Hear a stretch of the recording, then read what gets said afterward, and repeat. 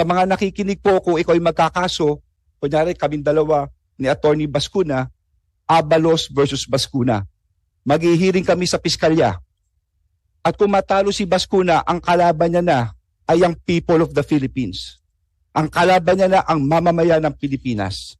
Yun na po ang nangyari rito. Sa RTC, tapos na po ito, umantong na sa people of the Philippines versus Pastor Kibuloy. At nag-issue ng warrant of arrest for child abuse and another warrant for sexual abuse. At sumunod ay ang Pasig RTC.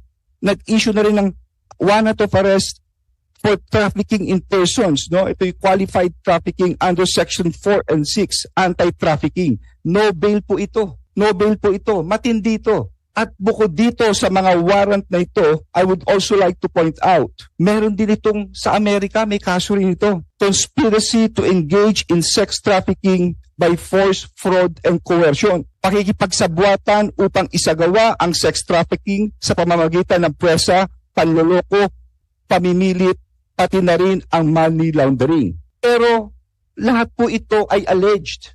Hindi ko sinasabing guilty si Pastor Kibuloy, hindi po. No, he is deemed to be innocent until his guilt is proven. That is why may proseso tayo rito. Hinahanap siya ngayon para siya ay tumayo sa hukuman at sagutin ang mga akusasyon na ito.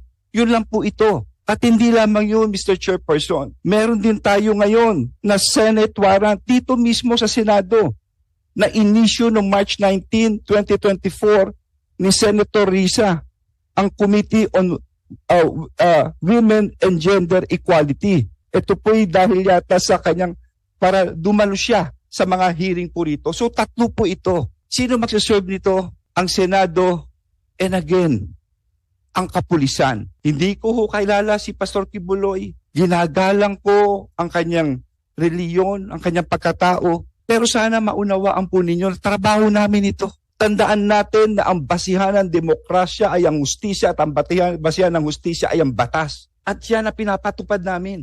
Kung hindi namin gagawin yan, babaksak ang buong bansa. Kung tatalikod na lang kami rito. Ngayon, ang tanong dito, bakit namin siya kailangang hanapin? Kasi seryoso. These are very serious allegations.